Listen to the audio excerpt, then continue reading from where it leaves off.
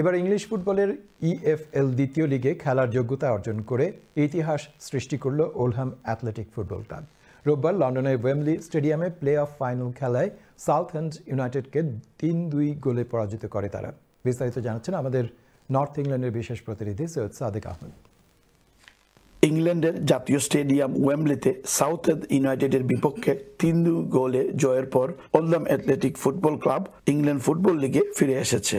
এই জয়ের ফলে ৩ বছর আগে তাদের ইতিহাসে প্রথমবারের মতো ফুটবল লিগ থেকে বেরিয়ে যাওয়ার পর ইংলিশ ফুটবলের ইএফএল লিগ 2-তে ফিরে এসেছে।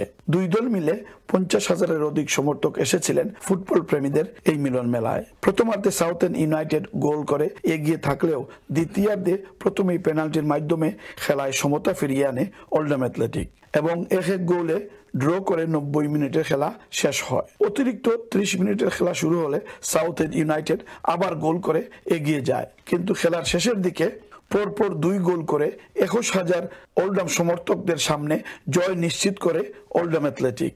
ক্লাবের বাংলাদেশি সমর্থক গ্রুপ বাংলাটিক্সের উদ্যোগে খেলা দেখতে বিপুল সংখ্যক প্রবাসী বাংলাদেশি উপস্থিত ছিলেন মাঠে। এই বিজয়ের ফলে তারাও অনেক উচ্ছ্বসিত। Excitement, what an energy, and what we made history. The Bangladesh, great community partnership. It's been amazing.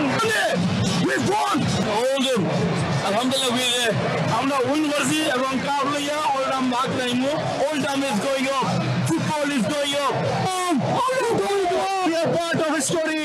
What a historical moment for Latik. We are a Bangladesh supporters. What a comeback. What a comeback. Did it.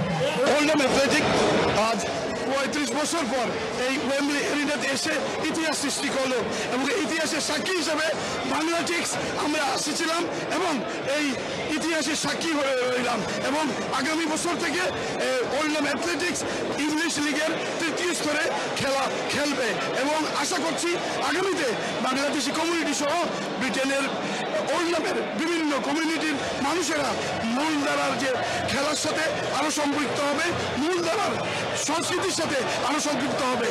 Syed Sadek Ahmad, channel S news, Wembley stadium, London.